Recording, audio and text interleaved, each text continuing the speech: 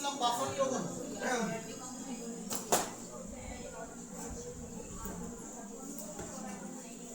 আমরা করছিলাম অম্লীয় বাফার। তাহলে আমাদের অম্লীয় বাফার আমরা কিভাবে তৈরি করি? একটা দুর্বল অ্যাসিড এবং তার লবণের সমন্বয়ে অম্লীয় বাফার তৈরি হয়, বা আরো স্পেসিফিকভাবে বললে একটা দুর্বল অ্যাসিড এবং তার অনুবন্ধী ক্ষার মিলে কি একটা অম্লীয় বাফার দ্রবণ তৈরি হবে। গতদিন আমরা অম্লীয় বাফার দ্রবণের একটা ক্রিয়া কৌশল দেখছিলাম, আজকে আমরা আরেকটা ক্রিয়া কৌশল করব অম্লীয় বাফারের। এটা হচ্ছে রক্তের বাফার ক্রিয়া। তো আমরা জানি যে আমাদের ব্লাড বা আমাদের রক্ত হচ্ছে একটা বাফার দ্রবণ। তো আমাদের রক্তে তোমার কয়েক ধরনের বাফার দ্রবণ আছে, তো সবগুলো আমাদের পড়া লাগবে না। এর মধ্যে যেই বাফার দ্রবণটা আমরা পড়বো সেটা হচ্ছে এই বাফার দ্রবণ। দেখো এই আমাদের রক্তে যে দুর্বল অ্যাসিডটা উপস্থিত থাকে সেটা হচ্ছে কার্বনিক অ্যাসিড H2CO3।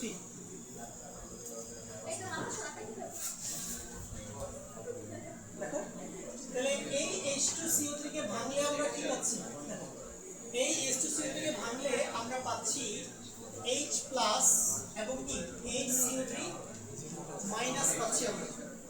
ওকে, আর আমাদের রক্তে এই লবণটা থাকে সেটা হচ্ছে কার্বনিক অ্যাসিডের লবণ, সেটা হচ্ছে সোডিয়াম বাইকার্বনেট। তো আমরা যা সবাই জানি যে আমাদের রক্তে বিভিন্ন ধরনের ধাতু আয়ন থাকে, পটাশিয়াম, সোডিয়াম, ক্যালসিয়াম, ম্যাগনেসিয়াম। তো এই আয়নগুলো আমাদের শরীরের জন্য খুবই খুবই গুরুত্বপূর্ণ। এই ইলেকট্রোলাইটের যদি ভারসাম্য নষ্ট হয়ে যায় তাহলে কিন্তু অসুস্থ হয়ে যাবে। এবার আসো, সোডিয়াম বাইকার্বনেটকে ভাঙলে আমরা কি পাবো? Na+ পাবো আর HCO3 মাইনাস পাবো। ঠিক আছে, তো আমরা এই বাফার দ্রবণটাকে এইভাবেও লিখতে পারি। আমি এভাবেও লিখতে পারি যে H2CO3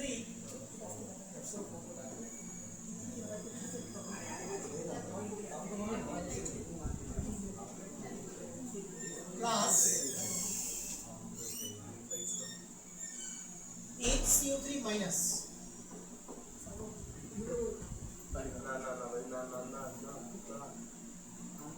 এভাবে লেখা যায়।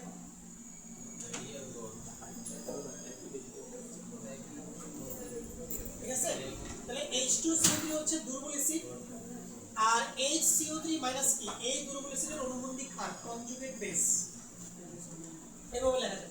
আচ্ছা, এখন আমরা দেখবো যে আমাদের রক্তে যদি কোনো H+ চলে আসে তখন রক্ত কিভাবে ওই H+ গুলোকে নিউট্রালাইজ করে, আর আমাদের রক্তে যদি কিছু অতিরিক্ত OH- চলে আসে তাহলে ব্লাড কিভাবে এই OH- গুলোকে হ্যান্ডেল করে। আচ্ছা, তো প্রথমে আসো আমাদের কি ধরো তুমি কিছু অ্যাসিডিক খাবার দাবার খাইছো, ধরো তুমি লেবুর রস খাইছো, তুমি কমলা লেবুর জুস খাইছো, তুমি ফুচকা খাইছো, ভেলপুরি খাইছো, তেঁতুলের টক খাইছো। তোমার বডিতে কি ঢুকলো? অ্যাসিড ঢুকলো না, তারপরে তোমার বডিতে H+ ঢুকলো। আচ্ছা, এখন তোমার বডিতে যদি H+ ঢুকে তাহলে এই H+ গুলা তোমার রক্তে গিয়ে কার সাথে বিক্রিয়া করতে বলো? এটা খুবই লজিক্যাল। প্লাস কখনো প্লাসের সাথে যাবে না, প্লাস যাবে অলওয়েজ মাইনাসের সাথে। তার মানে তোমার বডিতে কিছু H+ ঢুকলে ওই H+ গুলো রক্তে বিদ্যমান বাইকার্বনেট আয়নের সাথে গিয়ে কি হবে? যুক্ত হবে। তো দেখো এই H+ গুলা তোমার রক্তে থাকা বাইকার্বনেট আয়নের সাথে যুক্ত হয়ে কি তৈরি করবে? H2CO3 তৈরি করবে। ঠিক আছে, এটা আমাদের ব্লাডে থাকবে। আমাদের রক্তে কার্বনিক অ্যাসিড থাকে।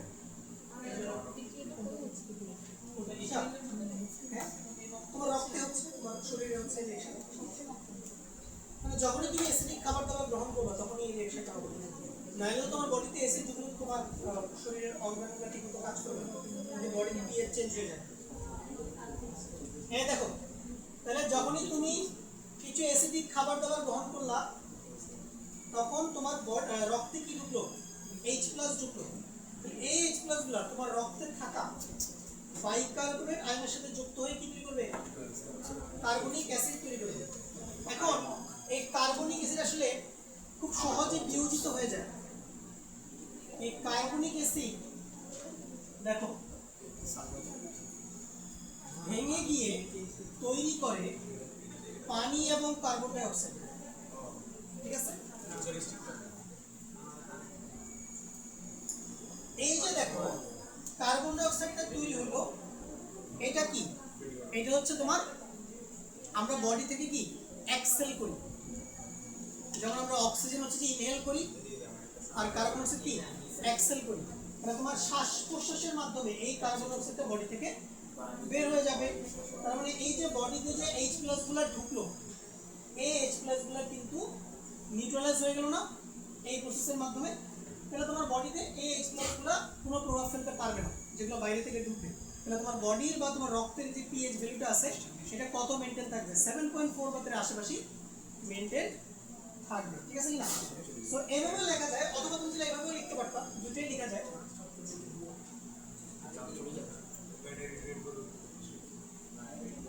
যে H2CO3 ভেঙে গিয়ে H+ এবং বাইকার্বনেট আয়ন তৈরি করে, এইভাবে লেখা যায়। মানে কি? মানে হচ্ছে তোমার রক্তে যতগুলা H+ ঢুকবে, তোমার রক্তে যতগুলা H+ ঢুকবে ততগুলা H+ কিন্তু রক্তে আসলে রিটার্ন আসবে না। ধরো তোমার রক্তে 50টা H+ ঢুকছে, ঠিক আছে, তাহলে 50টা H+, 50টা বাইকার্বনেট আয়নের সাথে যুক্ত হয়ে 50 কোনো কার্বনিক অ্যাসিড তৈরি করছে। বাট কার্বনিক অ্যাসিড একটা দুর্বল অ্যাসিড, এটা তো খুবই সামান্য পরিমাণে আয়নিত হবে। এই জন্য দেখা যাবে কি যখন এটা আয়নিত হবে তখন সে তোমাকে মাত্র একটা H+ রিটার্ন দিবে। তাহলে ঢুকছে 50টা রক্তে H+, বাট রক্তে নেট H+ অ্যাকচুয়ালি কয়টা আছে? মাত্র একটা। বাকি 49টা H+ নষ্ট হয়ে গেছে, বা এগুলার ক্রিয়াটা নষ্ট করে ফেলছে কে? এই বাইকার্বনেট আয়ন। ঠিক আছে কি? তাহলে এই জন্য তোমার রক্তে কিন্তু H+ আয়নের ঘনমাত্রা তেমন বাড়বে না, ফলে তোমার রক্তের pH ভ্যালুটা প্রায় কি থাকবে? স্থিরই থাকবে। তুমি চাইলে প্রথম দুটো লিখতে পারো অথবা প্রথমটা লাস্টে লিখতে পারো।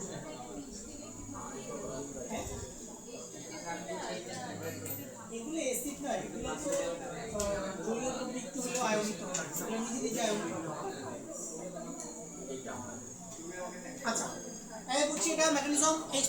এবার আসো তোমার রক্তে যদি কিছু OH- চলে আসে, ধরো তুমি কোনো একটা ক্ষারীয় খাবার দাবার খাইছো, যেমন ধরো তুমি চুন খাইতে পারো, যে মানুষজন পানের সাথে চুন খায় না, চুন খায়। তাহলে ধরো তোমার রক্তে কিছু ক্ষার চলে আসছে, বা এই ছিল না, তোমার রক্তে কিছু OH- চলে আসছে। আচ্ছা, এখন আমাকে বলো এই OH- গুলা রক্তে থাকা কোন আয়নের সাথে যুক্ত হবে? বলো। মাইনাস কিন্তু মাইনাসের সাথে যুক্ত হবে না, মাইনাস যুক্ত হবে কার সাথে? প্লাসের সাথে। কার সাথে? প্লাসের সাথে। আচ্ছা, তাহলে দেখো এই OH- গুলা রক্তে থাকা H+ এর সাথে গিয়ে যুক্ত হবে। তাহলে ধরো আমি বাইরে থেকে OH- যুক্ত করছি, এটা রক্তে বিদ্যমান H+ আয়নের সাথে যুক্ত হয়ে কি তৈরি করবে? কি তৈরি করবে বলো? পানির অণু তৈরি করবে। কিন্তু আমরা জানি পানি খুবই দুর্বল একটা তড়িৎ বিশ্লেষ্য। তাহলে পানি যখন আয়নিত হবে তখন সে কিন্তু তোমাকে একই পরিমাণ OH- কখনো রিটার্ন দিবে না।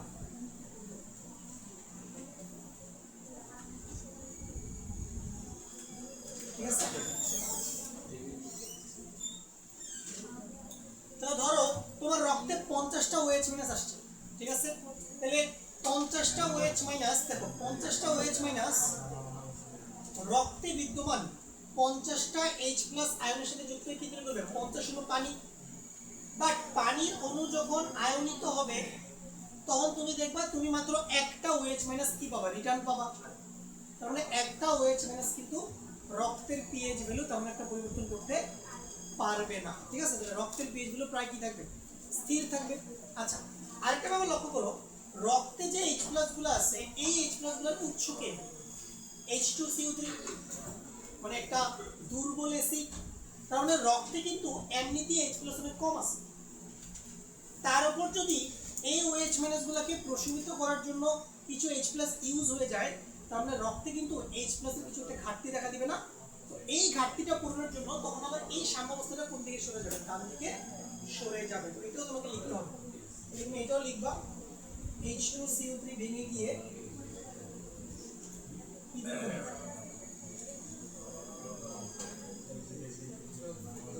H+ এবং HCO3 মাইনাস,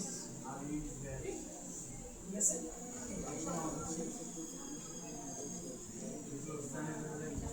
এই হচ্ছে আমাদের রক্তের বাফার ক্রিয়া, ঠিক আছে। এন্ড কি বলে সবাই দ্রুত কাজ করছে, 2 মিনিট টাইম। এইটা এখন লেখার প্রয়োজন নাই, এটা আমি একটু পরে বোঝাচ্ছি। এই বক্স করাটা এখন লেখার দরকার নেই।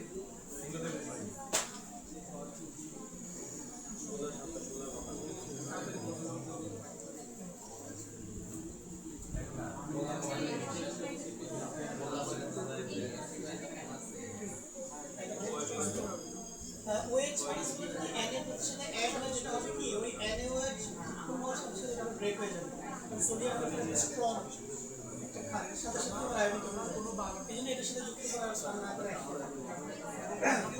মানে OH প্লাস এর সাথে অ্যাড করো, তুমি এটার সাথে সাথে আবার ব্রেক হয়ে OH প্লাস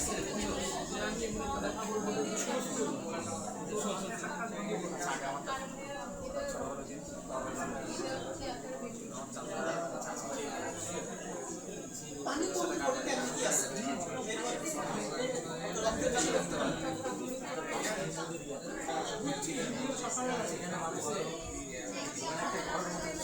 আবার শুরু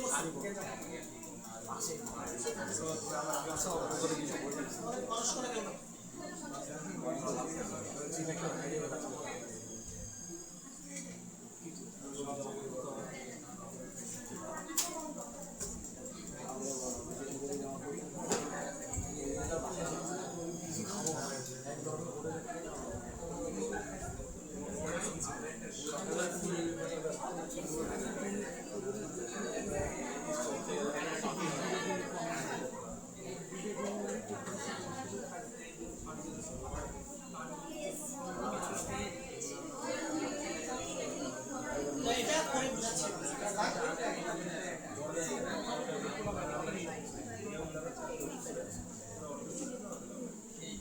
কি অবস্থা নি কই কিছু না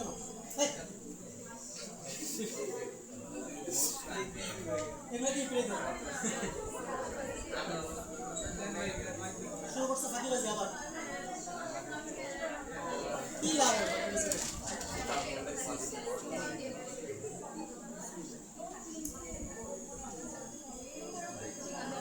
সিসিটিভি ক্যামেরা ইন পরীক্ষা হল, ঠিক আছে।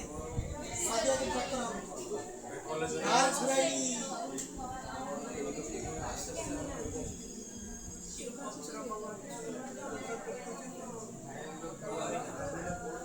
পড়াশোনা করো, কারণ আশপাশ থেকে কিন্তু কোনো সহায়তা পাবো না এইচএসসি পরীক্ষা। এইচএসসি পরীক্ষা মনে করে ক্ষমতা থাকলে হইছে যা করতেছে ভাই ওর বিশ্বাস আছে আসলে আসলে ভাই ক্ষমতা থাকলে আসলে আসবে খাওয়ার ইনশাআল্লাহ আরে ভাই মাত্র আসো সব কি একদিন তুমি শিক্ষা তোমার বানাই দিই কয়দিন চেষ্টা করো টাইম দাও মিনিমাম পরীক্ষা কেন যে কোনো জিনিসের যাচ করার আগে তুমি 2 বছর আগে দেখো, 2 বছর আগামী বছর দেখো, তারপর বছর দেখো কি হয়, তারপরে তুমি একটা ডিসিশন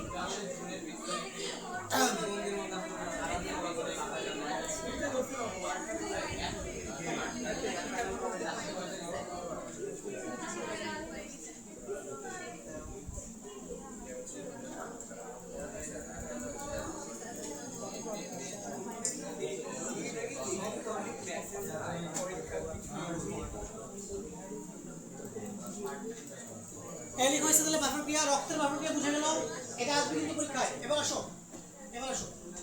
এবার অ্যাকচুয়াল পড়াশোনা। এবার আসো পরীক্ষায় কি আসবে, পরীক্ষা এখানে বাফার দ্রবণের ক্রিয়া কৌশল তো আসবেই, পাশাপাশি বাফার দ্রবণের অঙ্ক আসবে, ম্যাথ আসবে। ক্রিয়া কৌশল থেকে বাফার দ্রবণের ম্যাথ বেশি গুরুত্বপূর্ণ। যেমন অ্যাডমিশনে কিন্তু বাফার দ্রবণের কোনো ক্রিয়া কৌশল আসবে না, কি আসবে? ম্যাথ। তো ম্যাথগুলো তোমার ভালোভাবে পারতে হবে।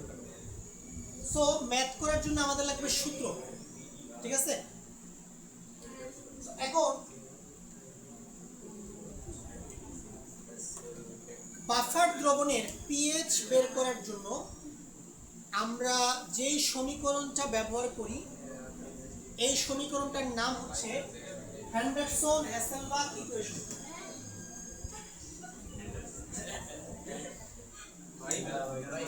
হেন্ডারসন-হ্যাসেলবাখ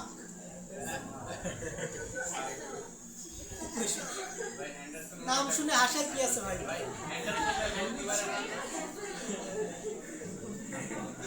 হেন্ডারসন একজন সায়েন্টিস্ট, হ্যাসেলবাখ আরেকজন। তো ইকুয়েশনের ডেরিভেশন তোমার দরকার নাই, প্রতিপাদন আমি তোমাকে দেখাইতে পারি, নো নিড। ইকুয়েশন মনোযোগ দিয়ে দেখো। ফর অ্যাসিডিক বাফার দেখো পিএইচ বের করার ফর্মুলাটা দেখো কি, পিএইচ ইজ ইকুয়াল টু পিকেএ। কারণ তুমি অ্যাসিডিক বাফার কিভাবে বানাও? দুর্বল ক্ষার এবং তার লবণের সমন্বয়ে না, দুর্বল ক্ষার সরি কি বলছি, দুর্বল অ্যাসিড এবং তার অনুবন্ধী ক্ষারের সমন্বয়। অ্যাকচুয়াল কনসেপ্ট কি? দুর্বল অ্যাসিড প্লাস তার অনুবন্ধী ক্ষার, ঠিক আছে কিনা? দুর্বল অ্যাসিড প্লাস লবণ যদি বলো, হ্যাঁ এটা কারেক্ট, বা একটা স্পেসিফিক সিনারিওতে কারেক্ট, সব সিনারিওতে এটা কি কারেক্ট হবে না। আচ্ছা মনে রাখো সূত্রটা কি, পিএইচ ইজ ইকুয়াল টু পিকেএ। কারণ দুর্বল অ্যাসিডের জন্য আমরা কি ডিফাইন করি? কেএ, পিকেএ এগুলো ডিফাইন করি। পিকেএ প্লাস লগ 10 ভিত্তিক লগ, এটা ই ভিত্তিক লগ না, ই ভিত্তিক লগ কোনটা? লন বা এলএন যেটাই বলো, লগ। এবার মনোযোগ দাও। লগের পর কি আছে? একটা ভগ্নাংশ আছে, ভগ্নাংশের নিচে কি থাকবে? দেখো যদি অম্লীয় বাফার হয় ভগ্নাংশের নিচে থাকবে অ্যাসিডের ঘনমাত্রা, হাত ব্রেকেট দিয়ে কি যায়? মোলার ঘনমাত্রা। অ্যাসিডের ঘনমাত্রা থাকবে নিচে, আর লবে কি আছে দেখো? কনজুগেট বেজের ঘনমাত্রা, ঠিক আছে? লগের পরে ভগ্নাংশের নিচে কি থাকবে? অ্যাসিডের ঘনমাত্রা, আর ভগ্নাংশের উপরে কি থাকবে? কনজুগেট বেজের মোলার ঘনমাত্রা, ঠিক আছে? অঙ্ক করব আমরা এই সূত্র নিয়ে। আচ্ছা এটা হচ্ছে অ্যাকচুয়াল কনসেপ্ট, এটা কি অ্যাকচুয়াল কনসেপ্ট। বাট এটা দুঃখজনক বিষয় হচ্ছে তোমাদের টেক্সটবুকগুলোতে, ইন্টারের টেক্সটবুকগুলোতে আমি যেটা দেখছি এইখানে তারা কনজুগেট বেজের ঘনমাত্রার বদলে কি লিখে? দেখো কি লিখে? লবণের ঘনমাত্রা। কি লিখে? লবণের ঘনমাত্রা। আর দ্যাট ইজ ইনকারেক্ট। এটা কেন ভুল? এর কারণ হচ্ছে, এর কারণটা তোমাকে এক্সপ্লেইন করব। দেখো মনোযোগ দাও, এর কারণটা আমি তোমাকে এক্সপ্লেইন করব।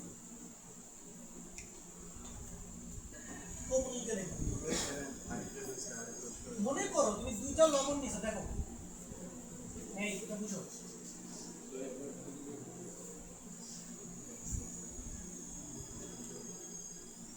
খুবই ক্রিটিক্যাল কনসেপ্ট। এগুলো তুমি কোনো টেক্সট বুকে পাবা না, টিচাররা তোমার এগুলো পড়াবে না।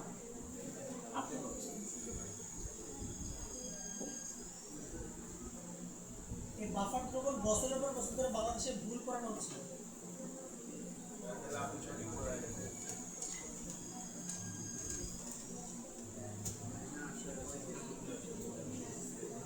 এবার শোনো, মনোযোগ দিয়ে শোনো, ধরো এখানে দুটো লবণ নিয়েছি না আমি, একটা হচ্ছে সোডিয়াম অ্যাসিটেট আর একটা কি ক্যালসিয়াম অ্যাসিটেট। এবার দেখো ধরো এইখানে যদি লবণের ঘনমাত্রা 0.1 মোলার হয়, ধরে নেওয়া এই, তাহলে বলো তো অ্যাসিটেট আয়নের ঘনমাত্রা কত হবে? 0.1 মোলার হবে। কারণ লবণের 1 মোল থেকে অ্যাসিড আর কয় মোল পাওয়া যায়? 1 মোলই পাওয়া যায়, তাহলে যা থাকবে তাই আসবে, সিম্পল। কিন্তু যদি লবণ এইটা থাকে, ক্যালসিয়াম অ্যাসিডেট থাকে, তাহলে ধরো এইটার ঘনমাত্রা যদি 0.1 মোলার হয়, অ্যাসিডের আয়নের ঘনমাত্রা ডাবল হবে না বলতো, কারণ এখানে 2 আছে।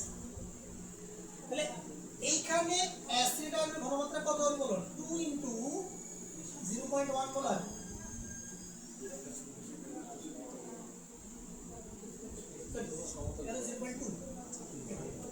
তুমি ভুলটা কোথায় করবে দেখো, স্টুডেন্টরা কি করে, ভুলগুলো কোথায় দেখো, ভুলগুলো তুমি কোথায় ভুল করবে বলে দিচ্ছি। বাসা থেকে সে এই সূত্র মুখস্থ করে দেয়, তার টিচার এটাই দেখে পড়ায় না, যে উপরে থাকবে লবণের ঘনমাত্রা, নিচে কি থাকবে। এখন উপরে যে লবণ থাকবে কেন রাখবো, এখন রাখবো টেকনিক হচ্ছে যে ধরো আমরা যখন খাবার রান্না করি উপরে লবণ ছিটাই, এবার মনে রাখা যায় যে লবণ অলওয়েজ কই থাকবে উপরে। এখন এই ফর্মুলাটার ভুলটা কি, এটা ফর্মুলার ভুলটা হচ্ছে, ধরো এক্সামে যদি সোডিয়াম অ্যাসিডেট দিয়ে ম্যাথ আসে এবং লবণের ঘনমাত্রা যদি 0.1 আসে দেওয়া থাকে একটা প্রশ্নে, তাহলে তুমি এখানে কত পুট করবা, লবণের ঘনমাত্রা কত পুট করবা, 0.1 পুট করবা, কোনো সমস্যা নেই, তোমার অঙ্ক ঠিক আছে। তার মানে তোমার লবণ যদি কনজুগেট বেস কয়টা দেয়, একটা দেয়, সেক্ষেত্রে লবণের ঘনমাত্রা যা হবে কনজুগেট বেসের ঘনমাত্রা কি তাই হবে, কোনো সমস্যা নেই, সেক্ষেত্রে ফর্মুলাটা কারেক্ট। বাট যদি এক্সামে লবণেইটা আসে, তখন একটা বাচ্চা যদি বাসা থেকে এই ফর্মুলাটা মুখস্থ করে যায়, সে তো বলবে বাবা আচ্ছা লবে কি আছে, লবণের ঘনমাত্রা, তখন সে সুন্দর করে কত বসায় দিবে বলো উপরে, কারণ প্রশ্নে লবণের ঘনমাত্রা কত দেওয়া আছে 0.1, তখন তুমি এখানে কত বসায় দিবা 0.1 বসায় দিবা, কারণ তুমি বাসা থেকে ফর্মুলা এটা মুখস্থ করে গেছো যে লবে হচ্ছে যে লবণের ঘনমাত্রা থাকবে, এবং তুমি শূন্য পাবা। হ্যাঁ, যে বই ভুল আছে, বই পড়ো না, বইয়েরটা কারেক্ট, কারণ বইয়ে যে এক্সাম্পল গুলো আছে, বইয়ে যে ম্যাথ গুলো আছে, সবগুলো ম্যাথ হচ্ছে উপরের লবণটা নিয়ে, কথাটা বুঝতে পারছো কিনা, এই জন্য বইয়েরটা কারেক্ট। কিন্তু এক্সামে যদি হঠাৎ করে এরকম লবণ চলে আসে, তখন তুমি কিন্তু বিপদে পড়বা, তখন তোমার অ্যাকচুয়াল কনসেপ্ট ক্লিয়ার না থাকলে তোমার অঙ্কটা ভুলে যাবে, সাবধান।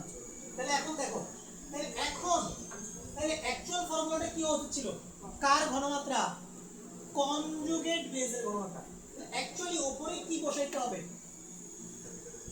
অ্যাসিটেট আয়নের ঘনমাত্রা। তাহলে বলো লবণ যদি এইটা থাকে, তো সেক্ষেত্রে কনজুগেট বেসের ঘনমাত্রা কত, 0.2, এবার লবে 0.1 বসাইলে 0 পাবা, কত বসাইতে হবে 0.2, ঠিক আছে কিনা। এজন্য ভালো করে চেক করে নিবা যে তোমার লবণটা কনজুগেট বেস একটা দিচ্ছে নাকি একাধিক দিচ্ছে, বি কেয়ারফুল, ঠিক আছে। সো বেশিরভাগ অঙ্কগুলো আসলে উপরের লবণটা দিয়ে আসে, তো আমি নিচের লবণের হচ্ছে অঙ্ক করাবো, ঠিক আছে। খুবই ক্রিটিক্যাল জিনিস, ভর্তি পরীক্ষায় আসলে কিন্তু ইজিলি সবাই জিনিসটা ভুল করবে।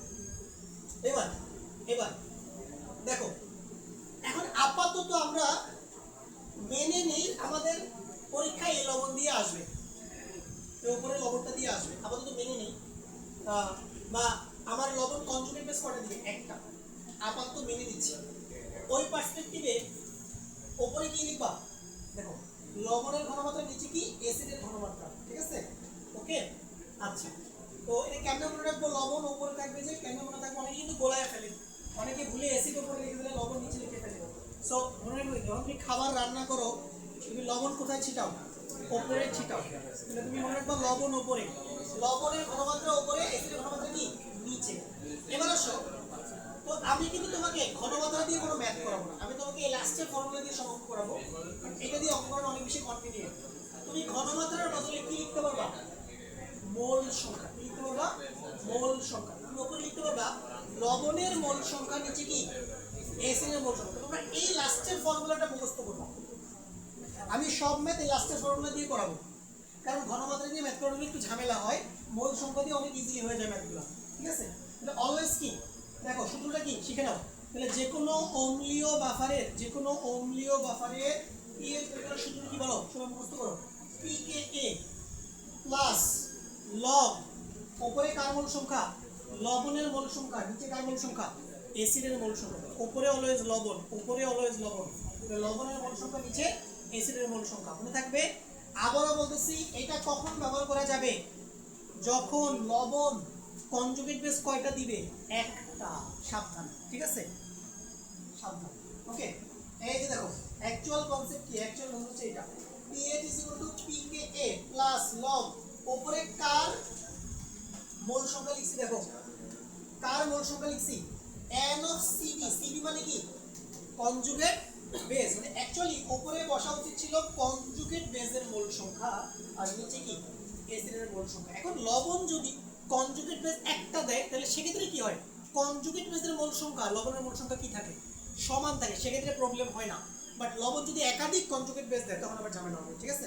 ওকে, তাহলে তোমরা আপাতত এটা মুখস্থ করো। আর কারণ বেশিরভাগ মানে 95% ম্যাথ এটা দিয়ে হয়ে যাবে, 95% ম্যাথ এটা দিয়ে হয়ে যাবে, বাকি 5% ম্যাথে একটু ঝামেলা আছে, তখন এগুলো লাগবে, বুঝছো? তাহলে বই ভুল না, বই ঠিক আছে, বই কি ভুল বলা যাবে না, ঠিক আছে? বই ঠিক আছে, কারণ ওই বই যিনি লিখছেন ওনার পায়ের ধুলির সমানও আমি না, ঠিক আছে কিনা? সো বই ঠিক আছে, তোমাকে এটা বুঝতে হবে যে বই কোন সিচুয়েশনে ঠিক আছে, একটা স্পেসিফিক সিচুয়েশনে বই কারেক্ট।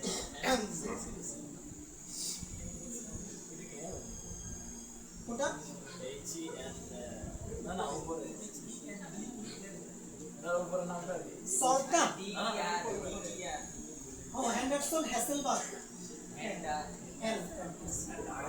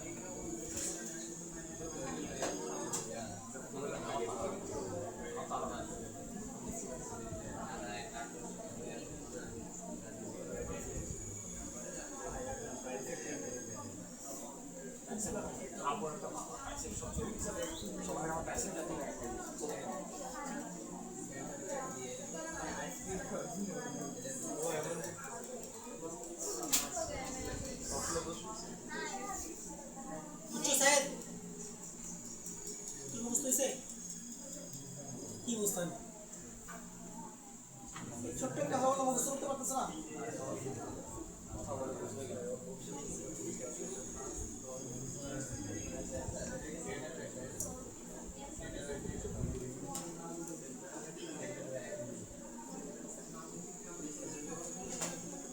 বুঝছো ময়রা হিমি?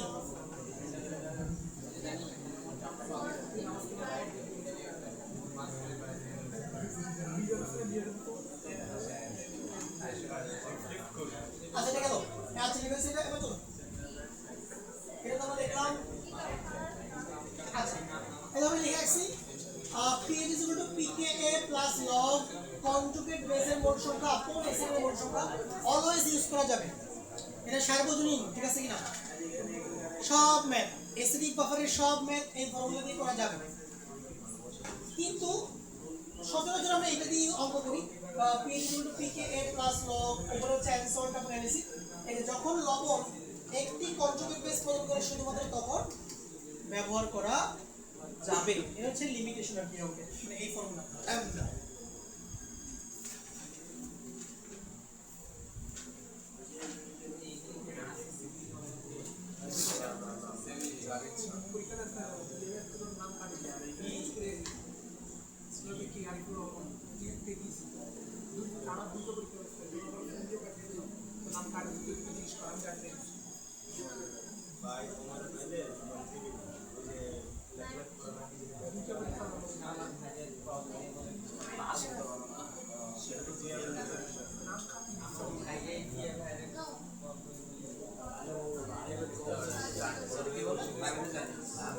আপনার আবার বলছে রেডিমেশন যাচ্ছে কত ভালো আমরা বলবো ভাই আমার বাড়ি থেকে আসলে প্রাইভেট করে আমরা প্রাইভেট করে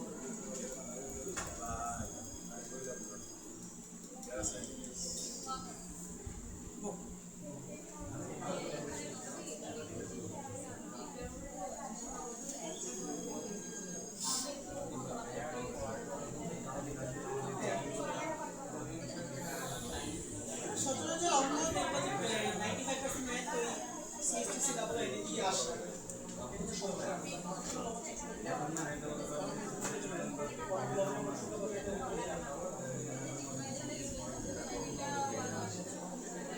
তখন ওই যে অদ্ভুত প্রিন্সিপাল সংখ্যা দিতে হবে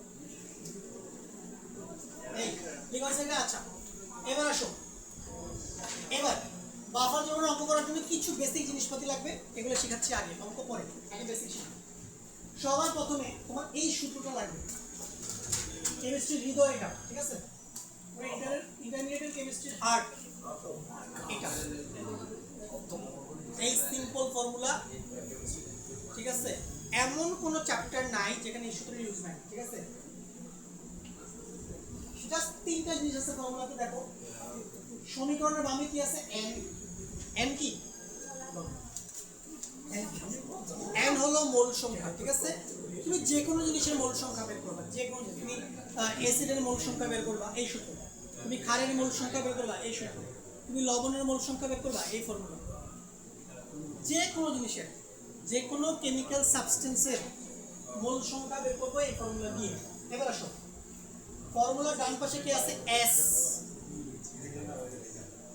s দিয়ে কি বোঝায় দেখো মোলার ঘনমাত্রা বা মোলারিটি একক দেখো কি মোল পার লিটার আচ্ছা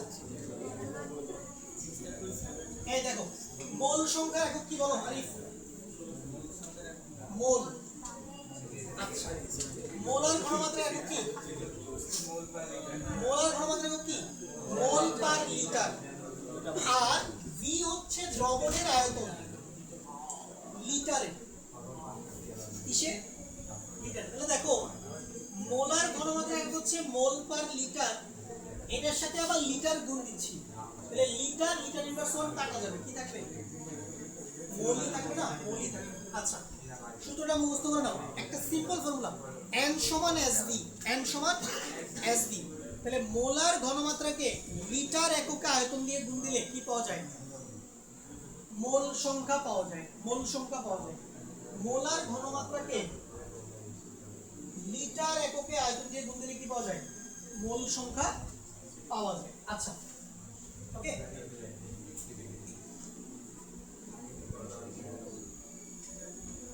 এবার দেখো ধরো তোমাকে এরকম একটা ডেটা দেওয়া আছে যে কোনো একটা জায়গায় পরীক্ষা ম্যাথগুলো কিভাবে দেখো পরীক্ষায় কিন্তু এই যে তুমি এখানে দেখতেছো যে ভাই সূত্রে মোল সংখ্যা আছে এই মোল সংখ্যা কিন্তু প্রশ্নে সরাসরি দেওয়া থাকবে না ঠিক আছে পরীক্ষায় জেনারেলি ম্যাথগুলোতে ঘনমাত্রা দেওয়া থাকবে আর আয়তন দেওয়া থাকবে ঘনমাত্রা দেওয়া থাকবে আয়তন দেওয়া থাকবে এখন দেখো ধরো তোমাকে ঘনমাত্রা দেওয়া আছে হচ্ছে 0.1 মোলার এই ক্যাপিটাল এম মানে হচ্ছে মোল পার লিটার ঠিক আছে এই ক্যাপিটাল এম মানে মোল পার লিটার মানে মোল পার লিটার কে সংক্ষেপে আমরা কি লিখি ক্যাপিটাল এম আচ্ছা তাহলে 0.1 মোলার আছে 50 ml আছে এবার একটা ট্রিক শিখাই দিই ছোট ট্রিক মোল সংখ্যা বের না করে তুমি কি করবে দেখো তুমি এই কাজটা করবে এই দেখো তুমি এই 0.1 এর সাথে 50 সুন্দর করে গুণ করে দিবা তাহলে তোমার জন্য কি হিসাবগুলো একটু ইজিয়ার হবে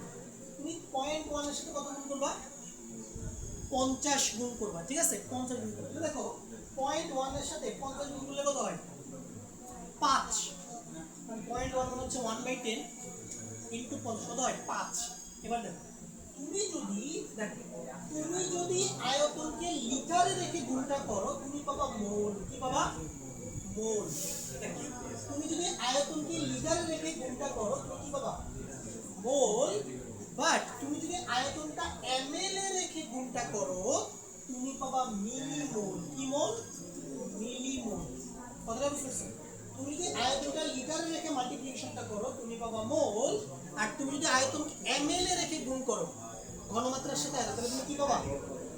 মিলিমোল।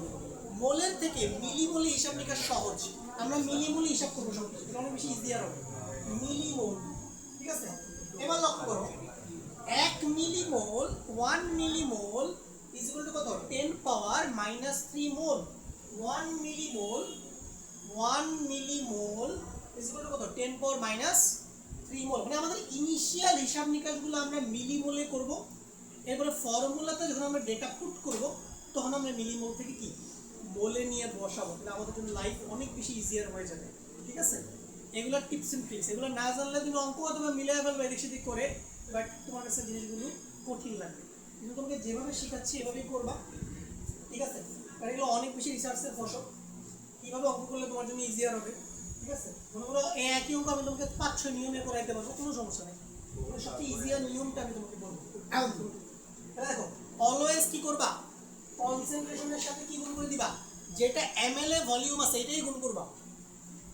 তাহলে দেখবা কি তোমার যে সংখ্যাগুলো আসবে এগুলো পূর্ণ সংখ্যা আসবে। তবে পূর্ণ সংখ্যা হিসাব করে ইজি না বলো? মানে পূর্ণ সংখ্যা হিসাব করাটা অনেক বেশি ইজিয়ার আমাদের জন্য, এজন্য আমরা এই কাজটা করব। তাহলে 5 মিলিমোল, তাহলে এটাকে সংক্ষেপে কিভাবে লেখে? m তারপরে মোল, m মানে মিলি, মানে মিলি মোল, ওকে? আবার এটা মাথায় রাখবা 1 millimole is equal to 10 power minus 3 মোল, ওকে? এবার চলো আমরা একটা ছোট একটা অঙ্ক দেখাই, তাহলে ক্লিয়ার হবে। আচ্ছা চলো, এটা লিখছো, লিখো, এটা খুবই পুরো লিখো, তোমার জীবন বদলায় দিবে একটা সূত্র।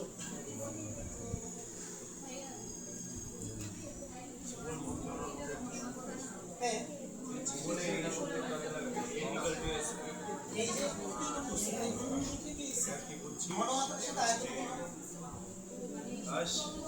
হ্যাঁ ঘনমাত্রিক আয়তন, আয়তন আয়তন এখানে রাখলে আসবে মিলিমোল, আয়তন লিটারে রাখলে আসবে মোল, ডিরেক্টলি মোল আসবে। আর আয়তন ml এ রাখলে আসবে মিলিমোল। ml মানে হচ্ছে মিলিয়ন।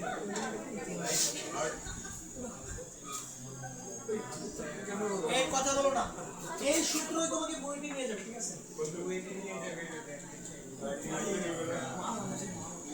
এই ফর্মুলা তোমাকে বইতে নিয়ে যাবে, আসার কিছু নাই।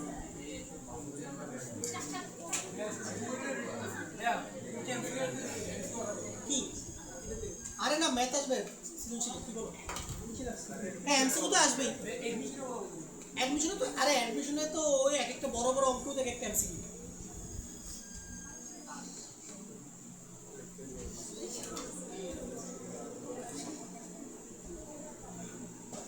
বুঝছিস কি আর ঘুমাচ্ছ কেন?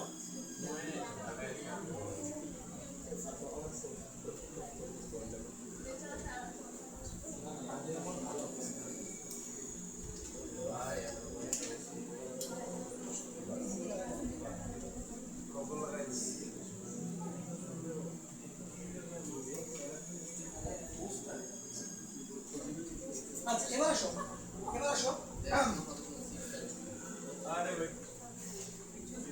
চলো এবার তোমাকে আমি একটা অঙ্ক দেখাই।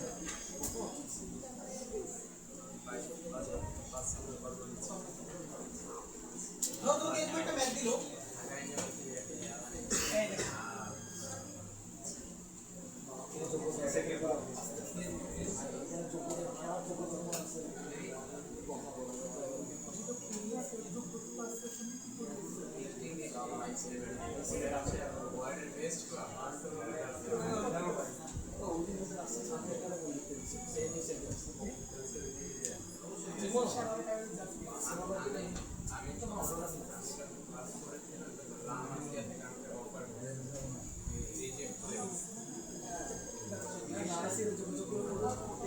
এই দেখো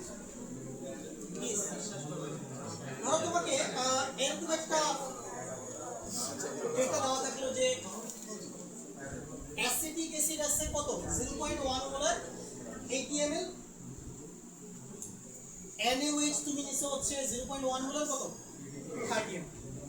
তাহলে কোশ্চেন করছে কি, ধরো তোমাকে বললো যে এই দুটো জিনিসের মিশ্রণ একটি বাফার দ্রবণ হবে কিনা, প্রথম প্রশ্ন।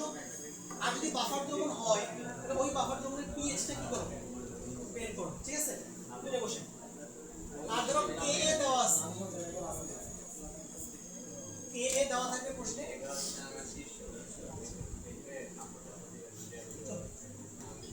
কিভাবে সলভ করবে দেখো, তুমি প্রথমে রিঅ্যাকশন লিখবা। হ্যাঁ, ফার্স্টে তুমি রিঅ্যাকশন লিখবা।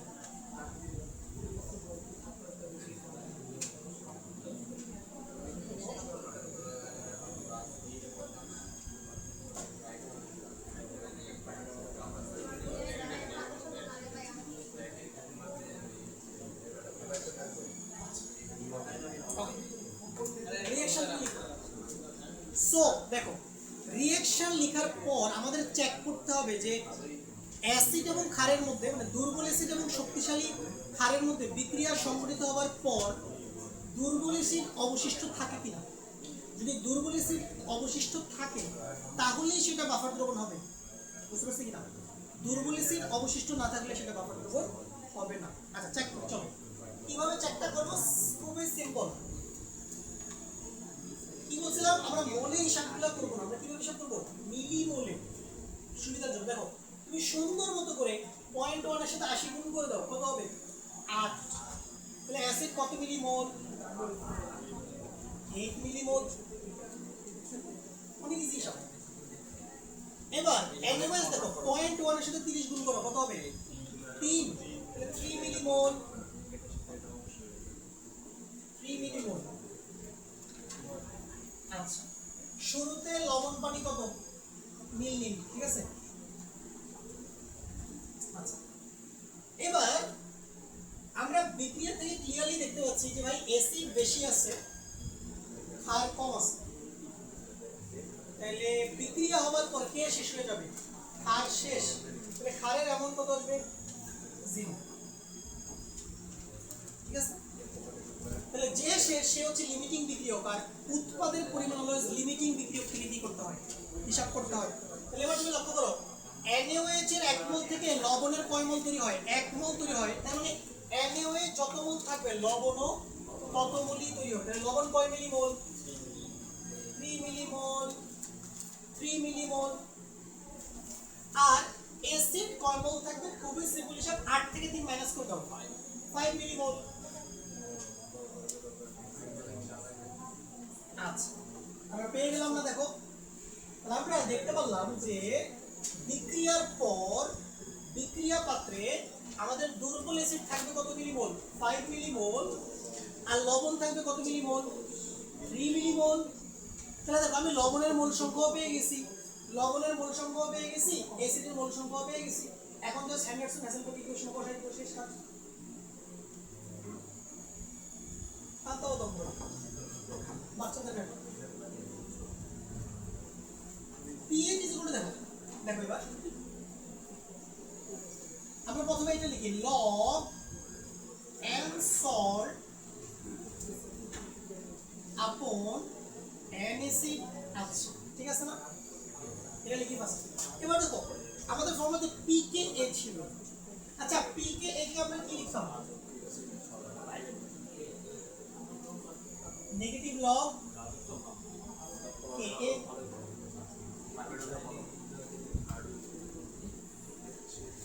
ঠিক আছে না? তাহলে দেখো, আমরা pk এর জায়গায় মাইনাস লগ k লিখতে পারি না, ঠিক আছে না? আগে pk এটা যোগ আকারে ছিল, এখন pk এর বদলে কি লেখা যায়, মাইনাস লগ k। তাহলে তুমি ইকুয়েশনটাকে এভাবে লিখতে পারবে, হ্যান্ডারসন-হ্যাসেলবর্গ ইকুয়েশন এভাবে লিখে দেবে। এইটা লেখাটা অনেক ইজি হবে। দেখো, log n salt upon n acid minus log k। এবার তুমি মান বসাও, দেখো মান বসাও, লগ, বলো তো লবণের মোল সংখ্যা কত, 3 মিলিমোল। এখন আমি কি বুঝলাম, যখন তুমি ফর্মুলাতে ডেটা পুট করবা তখন তুমি মোলে বসাও, ঠিক আছে। তাহলে 3 ইনটু কত বলো, 1 মিলিমোল সমান কত মোল, একটু দেখলাম 1 মিলিমোল মানে হচ্ছে কত, 10 পাওয়ার মাইনাস 3 মোল। আর নিচে কত হবে বলো, 5 ইনটু 10 পাওয়ার মাইনাস 3। আচ্ছা, মাইনাস লগ, আর কে এর ভ্যালু কত, 1.8 ইনটু 10 পাওয়ার মাইনাস 5। হিসাব করে চলে আসবে।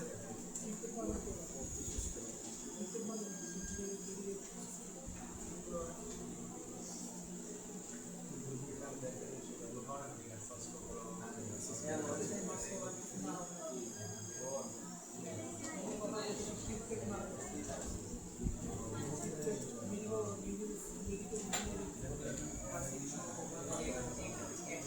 5 এটা তোমার 30টা স্টার দাও এটাই আসবে পরীক্ষায় যে উপরে মাত্র করলাম এটাই আসবে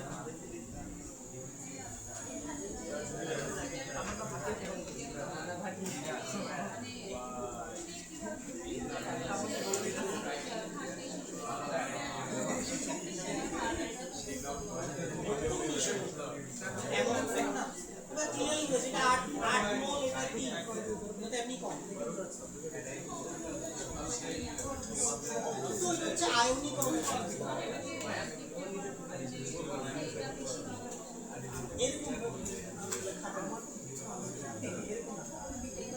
এখানে 3 এখানে 8 এটা কম আছে পেলে প্লাস আচ্ছা মাইনাস এটা হচ্ছে স্ট্রং আয়নিক তো আয়নিক ওইটা আলাদা এগুলো আয়নিক এই হচ্ছে না এই দেখো কত আসছে পিএইচ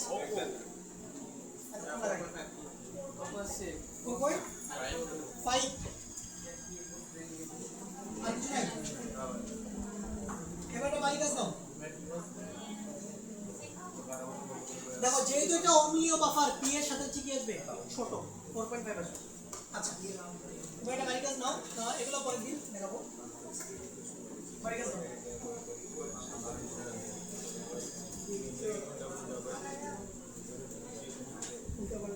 দেখি এটাকে পারে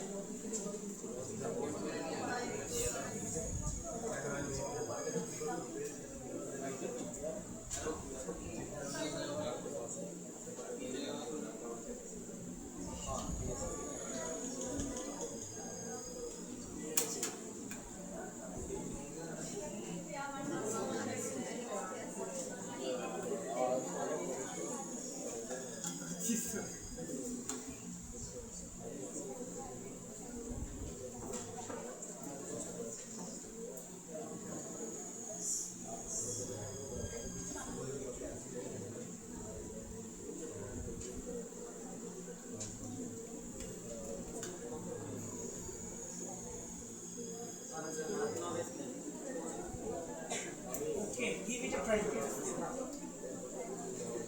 এটা করে নিয়ে আসবো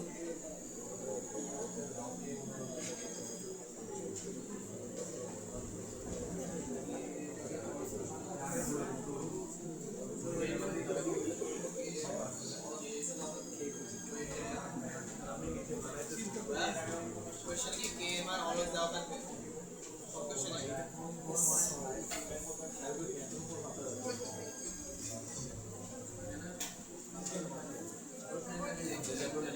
ঠান্ডা মাথায় হিসাব নিকাশ করবা এই জায়গায় তুমি ভুল করবা ঠিক আছে হিসাব নিকাশ ভেজাল আছে ঠিক আছে আসলে তুমি আল্লাহ হাফেজ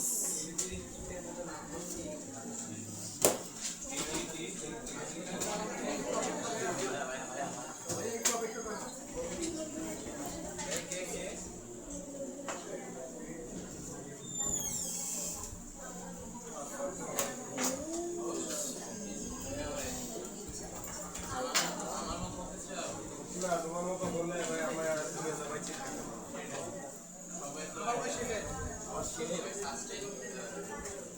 সাস্টেইনের বাংলা কি সাবস্টেন্স স্পেলিংটা